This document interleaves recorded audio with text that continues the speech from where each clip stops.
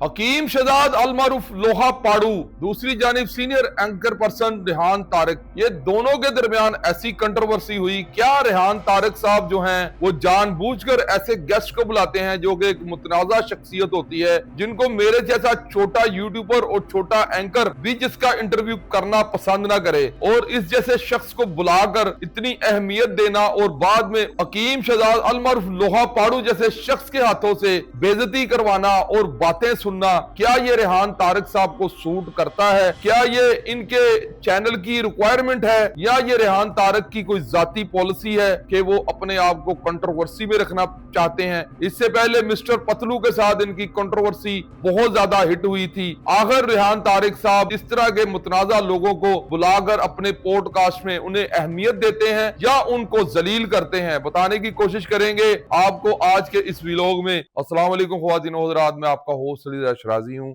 आप लोग अपना चैनल ARS पाकिस्तान देख रहे हैं।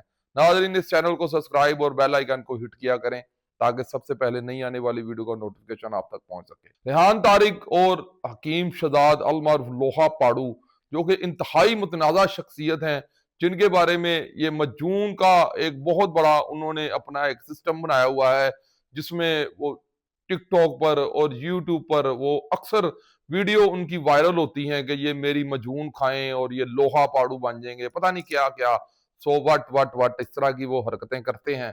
और इसके बाद जब रेहान तारिक साहब ने इनको अपने प्रोग्राम में पॉडकास्ट में मधु किया, उसके बाद जो मेरी अपनी ऑब्जर्वेशन है उसके मुताबिक तो रेहान तारिक साहब जो हैं वो गेस्ट को इज्जत देते हैं और उसको अबलाइज करते हैं। और ये इसके बाद हकीम शहजाद अल मारूफ लोहा पाड़ू जो हैं, इन्होंने रेहान तारिक साहब की इतनी बेइज्जती की है, और मेरी नजर में तो ये बहुत बड़ी बेइज्जती है कि एक जाहिल आदमी जो है उसके साथ एक पढ़ा लिखा जो है शख्स वो मुकाबला करने की कोशिश करे।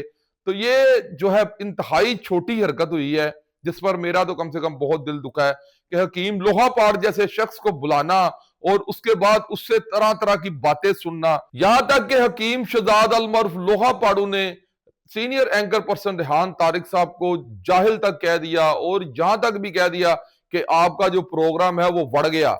यानी कि इस तरह की लूज लैंग्वेज उन्होंने हकीम शहजाद ने जो है उनके प्रोग्राम में बैठकर की कि जो मेरे साथ भी कोई करे तो मैं उसकी बॉम्ब पे जो है इतने छितर मारूं कि उसे अपनी सारी अगली जो जिंदगी उसने गुजारनी है उसे ये याद रहे कि मैं किसी एंकर के साथ बैठा था। इस तरह की बदतमीजी लहजे के साथ उनके साथ उसने गुफ्तगू की हकीम शहजाद लोहा पाड़ू ने। रेहान तारिक साहब ने उन्हें यह सवाल किया कि आप मर्दाना ताकत की दवाई कैसे बनाते हैं, उसके फार्मूले के बारे में कुछ बताएं। तो हकीम शहजाद ने उनके गले पड़ गया। हकीम शहजाद अल मारूफ लोहा पाड़ू ने उनको ये तक कह दिया कि ये वीडियो आपकी फैमिली में अगर देखी जाए, मैं अगर आपकी माँ बहनों का नाम लूं तो आपके दिल पर क्या गुजरेगी। तो रेहान तारिक साहब ने बड़े पोलाइट तरीके से कहा कि मैंने आपकी माँ बहन का थोड़ी नाम लिया है, मैंने तो आपके जो आप इश्तिहारात देते हैं कि मैं मर्दाना ताकत की दवाई देता हूं, आप बताएं कि मर्दाना कमजोरी क्या होती है। उसके बाद जो बड़ी बहस मुबासे के बाद जो है हकीम लोहा पाड़ू ने उनको बड़ी सारी बातें सुनाई, जो आपने प्रोग्राम देख रखा होगा। तो मैं इस पर यही थोड़ा सा तबसरा करना चाहता हूं कि ये एक जाहिल आदमी था। रेहान तारिक साहब को इसे अपने प्रोग्राम में मधु नहीं करना चाहिए था। इससे पहले आपने पतलू से भी मुंह की खाई थी और आपने उसको भी बुलाकर और हाइप भी दी, और उसके बाद उससे तरह तरह की बातें सुनी। फिर आपकी उसने उसके एडिटरों ने टिंड कर दी, कभी डांस करते हुए आपकी AI वीडियोस बनाई, और ये इतना सारा ये एक्सपीरियंस आपके साथ हो गुजरा था। और रेहान तारिक साहब, आप जब भी प्रोग्राम में किसी को मधु करते हैं, आप उसकी बारे में पूरी इन्वेस्टिगेशन तो करते हैं, तो आप उसके कैलिबर क्यों नहीं चेक करते कि इसकी लैंग्वेज और इसकी जो मेंटालिटी कैसी है, इसकी इतनी औकात भी है कि नहीं है कि आप उसको अपने पॉडकास्ट में बुलाते हैं और बाद में वो आपके ऊपर इल्जाम लगाता है कि मेरे साथ ये 50 लाख की डील हुई थी और मुझे पैसे नहीं मिले। फिर उनके वकील कुछ कहते हैं, आप कुछ कहते हैं। रेहान तारिक साहब, आप यहां तक इंक्वायरी और इन्वेस्टिगेशन करते हैं कि बंदा जो जिस गाड़ी में आया है उस गाड़ी का नंबर भी नहीं लगा हुआ, और जिस गाड़ी में आया है उस गाड़ी की रजिस्ट्रेशन किसके नाम पर है, और वो गाड़ी कितनी मालियत की है। आप इन लोगों के बारे में तफ्तीश करके क्यों नहीं बुलाते कि आया इनका इतना कैलिबर है कि वो आपके सामने बैठ सके या ना बैठ सके। ये तो हो गया हकीम शहजाद अल मारूफ लोहा पाड़ू के जो उसने बातें की थी, वो बातें हो गई, और दूसरी जानिब जो रेहान तारिक साहब ने बातें की वो भी कोई अच्छी बातें नहीं थी। रेहान तारिक साहब ने इंतहाई हल्के किस्म के सवालात किए, जो मैं ये समझता हूँ कि उनकी पर्सनैलिटी के बिल्कुल अगेंस्ट थे, क्योंकि ये एक पढ़े लिखे और सीनियर एंकर पर्सन है। इनको नहीं चाहिए था कि इस तरह के सवालात करते, और क्योंकि इनका प्रोग्राम फैमिलीज में देखा जाता है और इनके प्रोग्राम से जो लोग हैं वो सबक हासिल करते हैं, और आप इस तरह के प्रोग्राम करेंगे कि हकीम लोहा पाड़ू से, आप उसका नाम ही अजीब सा है कि आप उससे ये सवाल कर रहे हैं कि आपने दानिया शाह को क्या दिखाकर अपनी तरफ माइल किया था, और उसके जवाब में उस छोटे जहन के बंदे ने ये जवाब दिया कि जो मैंने दानिया शाह को दिखाया था वो मैं आपको यहां पर नहीं दिखा सकता, क्योंकि रेहान तारिक साहब के हाथ में, एक हाथ में उनका आईडी कार्ड था और दूसरे हाथ में जो था वो उनका जो सर्टिफिकेट था जो उन्हें हिकमत के लिए मिला हुआ है हकीम लोहा पाड़ को, वो उनके हाथ में था। और उन्होंने ये कहा कि आपने कौन सी चीज दिखा के दानिया शाह को कायल किया था। उनका मकसद ये था कि आपने अपनी उम्र दिखाई, आईडी कार्ड दिखाया, या अपना ये एक्सपीरियंस दिखाया, हकीम हिकमत का दिखाया। तो उसके बाद हकीम लोहा पाड़ ने ये जवाब दिया कि जो मैंने दानिया शाह को दिखाया है वो मैं आपको नहीं दिखा सकता। ये इतनी जू मैंने गुफ्तगू इतने बड़े चैनल पर चली और ये लोगों के दिल पर बड़ा बुरा असर हुआ इससे, और रेहान तारिक साहब को चाहिए था कि इस तरह की बातें जो है वो कटवा देते। और ये जो अवाम आपके लिए प्यार और मोहब्बत और अखलाक का जज्बा रखती है, वो आपके लिए क्या बातें कर रही है, और आप कमेंट्स रीड कर ही रहे होंगे अपने प्रोग्राम के नीचे, नहीं तो आपके एडिटर आपको बताते होंगे कि सर लोग आपके बारे में क्या कह रहे हैं।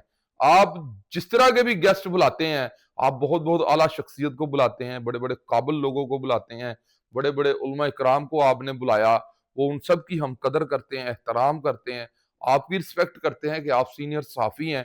पर आप इतना छोटा काम कभी कभी कर जाते हैं, कभी पतलू जैसे बंदे के साथ पंगा ले लेते हैं, उसके साथ इतनी इतनी बातें कर जाते हैं, वो आगे से आपके साथ बदतमीजी के साथ गुफ्तगू करता है। उस पर भी मैंने एक प्रोग्राम रिकॉर्ड किया था कि आपको चाहिए था कि उसके गले पड़ जाते कि जिस तरह उसने आपके साथ बदतमीजी वाले अंदाज के साथ बात की, खा के आप उसके घर सियालकोट गए हुए थे। उसके बाद ये हकीम शहजाद ने भी आपके साथ इतनी छोटी बातें की और इतनी हल्की बातें की कि आपने पता नहीं किस अंदाज के साथ बर्दाश्त की। अगर मेरे जैसा बंदा हो तो वो तो यकीन करें अपनी जॉब भी दाव पे लगा दे और इस बंदे को जवाब दे कि तुम एंकर पर्सन के साथ उसकी फैमिली के बारे में बात कैसे कर सकते हो।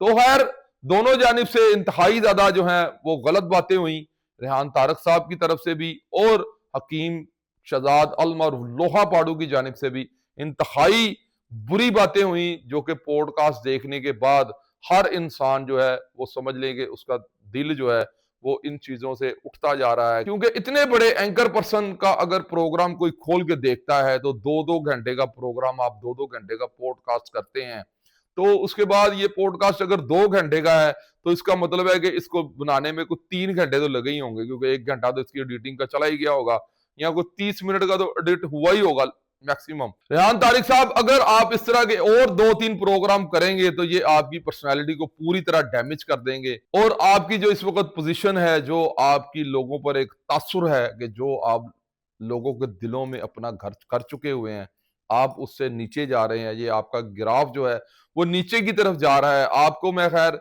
इस्लाह या मशवरा क्या दे सकता हूँ या एडवाइस क्या कर सकता हूँ, मैं आपसे रिक्वेस्ट ही कर सकता हूँ कि आप जो भी गेस्ट बुलाएं, कम से कम ये ना देखें कि इसके ऊपर व्यूज कितने आएंगे, कम से कम आप ये देखें कि आपकी पर्सनैलिटी किस कदर डैमेज हो रही है। क्योंकि जब कोई बंदा किसी के साथ बात करता है तो आगे से अगर कोई उल्टा जवाब दे रहे तो फिर बंदे से सवाल भी उल्टे ही निकलते हैं। और आपने भी खैर कोई इतने अच्छे सवाल नहीं ढूंढे हुए थे कि जो हकीम शहजाद अलम और लोहा पाड़ू जो है आपको प्रॉपर जवाब दे सकता, क्योंकि वो एक अजीब से किस्म का माइंड का बंदा है, बोल्ड सा बंदा है, और उसको इतनी सेंस नहीं है।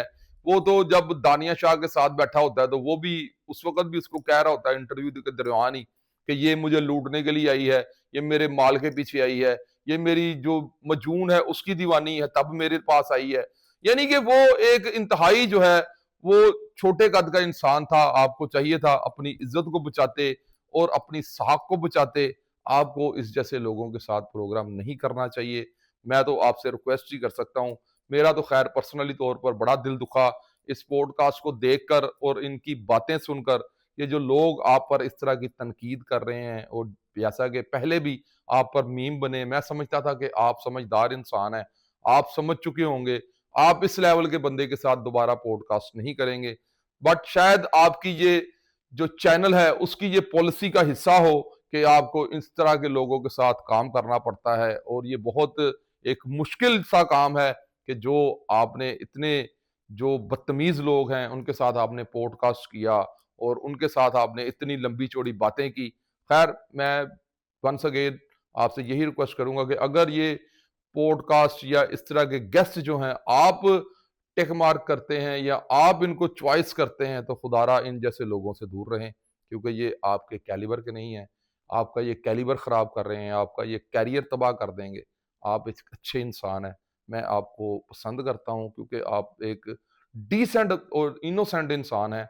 और ये लोग जो हैं ये बदतमीज बोल्ड हैं, इनके साथ ये जितना ही ये गंदा प्रोग्राम करते हैं, जितना ये गंदी लैंग्वेज इस्तेमाल करते हैं, ये उतना ही वायरल होते हैं। तो ये चाहते हैं कि हमारे साथ कोई बंदा इस तरह के सवाल करे, इस तरह की गंदी बातें करे, ताकि मैं जो है वो वायरल हो सकूं। इससे पहले आपको पता ही है कि ये शख्स का सॉफ्टवेयर भी 2-3 दफा अपडेट हो चुका है।